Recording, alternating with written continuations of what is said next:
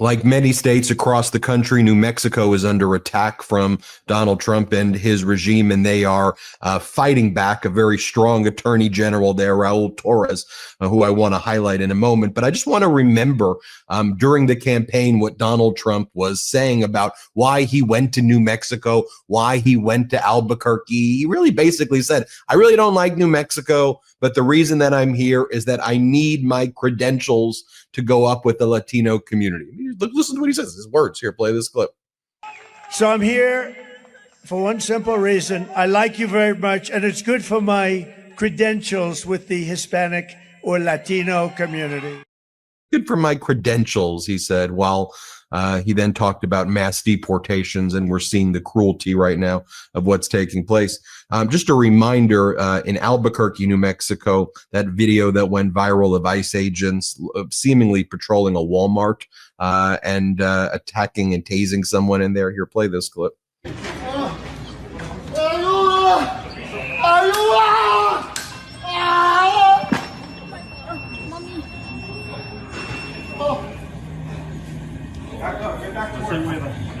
We've seen images like that across the country as well, whether it's in my backyard in Los Angeles, in New York. Sadly, those sites have been too common across the country. And then you had Kristi Noem, Department of Homeland Security Secretary, though it pains me to say that. She was in New Mexico the past 2 weeks, and she said that she was painting a portion of a border wall there black so that it would burn the hands of migrants who touched it. And she believed, because Donald Trump told her that if you paint it black, that hurts the migrants more, apparently. Here, play this clip. We are also going to be painting it black. That is specifically at the request of the president, who understands that in the hot temperatures down here, when something is painted black, it gets even warmer, and it will make it even harder for people to climb. So we are going to be painting the entire southern border wall black to make sure that we encourage individuals to not come into our country illegally, to not break our federal laws, but that they will abide. And then finally, New Mexico stands to lose about $12 to $13 billion over the next decade or so. When it comes to Medicaid cuts, there's going to be massive cuts in education as well. Healthcare really just being stripped away from people there and becoming far more difficult to apply for healthcare. People are feeling it in New Mexico, like people are feeling it across the country, but they're particularly feeling it. And I just think sometimes at a national level, New Mexico doesn't get the attention it deserves. It's a border state. It's very important in our country, and I want to talk about it. Let's bring in Attorney General Raúl Torrez of New Mexico. Attorney General Torrez, I showed you those clips. I could have done that for 45 minutes to an hour, but I want to hear from you just at like a high level first, like what you're seeing in New Mexico and what your office is doing and how it's basically just had to evolve, from since Trump's taken office to where we are, 200 plus days later. Well, thanks for having me. I will say that at the outset, New Mexico obviously has a unique perspective in terms of some of the dramatic policy shifts that we've seen on border enforcement, on cuts to critical and essential funding for everything from cancer research to education, after school programs. And so my office has been working collaboratively and very closely with the other 22 Democratic AGs from across the country. It was an initiative that really got underway in 2024. We took what was then, just a blueprint of Project 2025 that had been announced by the Trump administration, took that at face value and started quietly organizing ourselves to engage in really proactive and targeted impact litigation to try and stop what we thought and continue to believe is an unlawful power grab by President Trump. We've had extraordinary success at the district court level. We just got word that a district court judge in California has ruled that the president doesn't have the authority to direct the military or the National Guard to engage in frontline law enforcement. We've been extraordinarily successful in sustaining those wins at the various courts of appeals. But unfortunately, we have seen a Supreme Court that is all too willing to enable the Trump administration's, I think, egregious and unprecedented overreach in terms of expanding their conception of the presidency, of the executive branch. And so this is something that we've been engaged in. We filed, I think, at last count, 29 lawsuits against the Trump administration. I would imagine there will be many, many more as the years move forward in his term. But this is a critical time for our democracy, for our institutions, and we take very seriously the role we're trying to play to uphold the rule of law and the Constitution. Look, see, I don't think your office would disagree with the idea that there should be strong cooperation between state, local, and federal when it comes to law enforcement. I mean, you always ran as a law and order guy. I think that there's a distinction that the American people need to understand, though, between boosting the resources needed for state and federal cooperation and enforcement, law enforcement, versus putting troops on the ground in a city like Albuquerque or whatever, where troops are not trained. And this was kind of one of the main points of Posse Comitatus Act in California. These troops are trained to kill people in foreign countries and not to police the streets, and it creates problems when you have that, and it also can't be sustained. So talk about that, because what I think we're seeing from this Trump administration is they're taking away all of these grants. They're not communicating, and I want to hear from you if the communication is even there, because I hear from other attorney generals like these feds don't even talk the way they used to even talk to local people. So they're taking away the resources. They're harming the communities. They're leaving people in these problems. Then they try to fill it in with the military, which I think is the exact opposite way to go about it. Yeah, and so I have a sort of a unique historical perspective. I wasn't just the elected district attorney here in Albuquerque. I'm actually the son of one of the longest serving federal prosecutors in the state. I myself was a federal prosecutor, so I'm very familiar with the way in which state and local law enforcement agencies should be cooperating with federal agencies. But first and foremost, historically, what those partnerships look like is they were task forces that were organized around tackling specific harms, whether it was trafficking of firearms, human trafficking, drug trafficking, and really doing a lot of intelligence-driven work in collaboration with local law enforcement and detectives and frontline people in local communities who understood crime dynamics and could take advantage of some of the stronger tools that were available to our federal counterparts.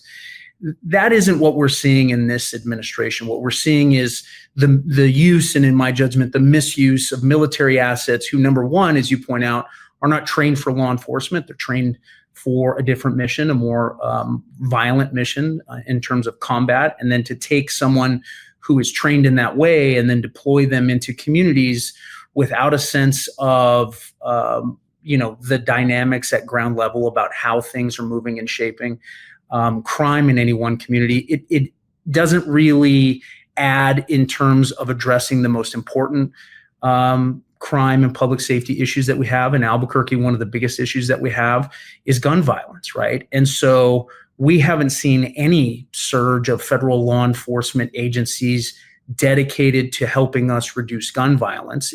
We've seen a lot of the performative type stuff that you just showed in terms of DHS, I guess, going down to paint the wall to make it hotter so that will be more painful to people who are crossing the border.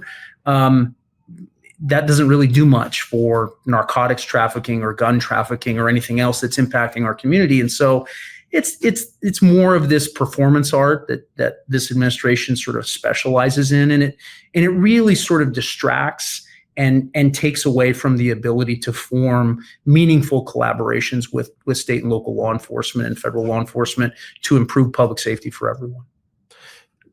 When you were a federal prosecutor, the types of communications that you would see and you would engage in with local with the DA, with attorney generals, with is there still robust cooperation on these issues? Or because I hear from a lot of AGs that they don't know what's going to happen. For the feds just do it, and then it's just not what it used to be in terms of okay, we're one team right now here. Well, it actually happens in this sort of split universe, right? On the one hand, we still have a very good relationship with the ATF. I have some of my agents in my office working closely with the ATF, trying to do, for example, controlled undercover work to try and figure out how crime guns are being bought and sold on social media platforms and moving into the community and falling into the hands of juveniles who've been really engaged in a remarkable increase in violent crime and gun-related crime. So that work is still happening. But what you see is no renewed commitment or increased resources to any of those things. They just kind of move along at sort of the same level that they did before. At the same time, you are hearing from other agencies that are having some of their frontline personnel pulled into this immigration enforcement space, and we have no communication, at least statewide. As I understand it, the Albuquerque Police Department has some sort of warning system in place or some sort of advance notice that it will help facilitate communication with local stakeholders whenever there's an operation on the ground. But I think there's going to be a lot of tension about what information is shared on those operations. And the bottom line is this is really part of a larger program, I think, to expand and enlarge both military assets and National Guard assets and move them into a space where they frankly don't belong in terms of law enforcement. But more importantly, to create a police force that is personally loyal to the President of the United States rather than to the federal statutes that should be guiding and governing actions in the name of the American people. Finally, let's talk big tech, because you've got a big legal action against Meta, Facebook. There is incredible promise with big tech and AI and driving innovation, of course. But then on the counter side, there are real risks to children. There are real risks when it comes to all of the dangers that we've seen recently with AI, and especially where there's just no safeguards. We've seen a lot there. So talk to us about why this is an important issue for you, why it's an important issue in New Mexico, why you've taken legal action, and why others should be taking note of what you're doing. Well, look, big tech in the United States is very much the Wild West. Other countries specifically, and most importantly in Europe, have really started to recognize the threat to privacy, the threat to safety that a lot of these technologies and their leaders have sort of allowed to flourish. There is a long history, though, in this country of allowing people, in the name of innovation, in the name of profit, to endanger public safety and the welfare of at-risk groups and populations. I'm particularly concerned about the harm to children, which is why we filed a lawsuit against Meta. We filed a similar lawsuit against Snap. We were really focused not only on the psychological harm that these platforms present to kids who frankly aren't equipped to manage the addictive nature of those products, an addiction which is specifically engineered into the products themselves, but more importantly, and I think just as dangerously, the prevalence of predators on those platforms. I started off my career as an internet crimes against children prosecutor in a time where the technology landscape was totally different. Most people are startled to realize that there are pedophiles actively targeting children on the most readily available applications that people use all over the world each and every day, and the staggering amount of child exploitation that happens on these platforms. I think one of the saddest chapters is during this debate over the big, beautiful bill, there was actually some very intentional effort, I think, by the administration and Republicans in Congress to exempt They're forensic in technology, specifically precluding regulation of artificial intelligence for 10 years at the state and local level. And I thought it was shameful that rather than step up to the plate and try to regulate a really important sort of new technology, that they would tie the hands of state and local governments. That didn't come to pass, but I think a lot of us are very skeptical when we are assured by technology executives that they are working to develop products that not only improve people's lives and their productivity, but can be done in a way that is safe and respectful of our privacy interests. That's something that I think is going to be a defining feature of the policy debates of the future. And frankly, I think most people, one of the things that's interesting is there is such a stark partisan divide in this country. One of the few places that there's real unity in terms of wanting government action, it's regulating technology and its impact, particularly on families and children. Raúl Torrez, Attorney General, New Mexico, we appreciate you sharing your wealth of knowledge, what you're doing there in New Mexico. Please come back and keep us posted as well. And if there's anything else, that ever is urgently happening in New Mexico, we'd love to have you on as well for any breaking news. Thank you. I really appreciate it. Everybody hit subscribe. Let's get to 6 million subscribers. Thanks for watching. Be sure to add the MeidasTouch podcast on Apple Podcasts, Spotify, or wherever you get your podcasts for new updates every single day.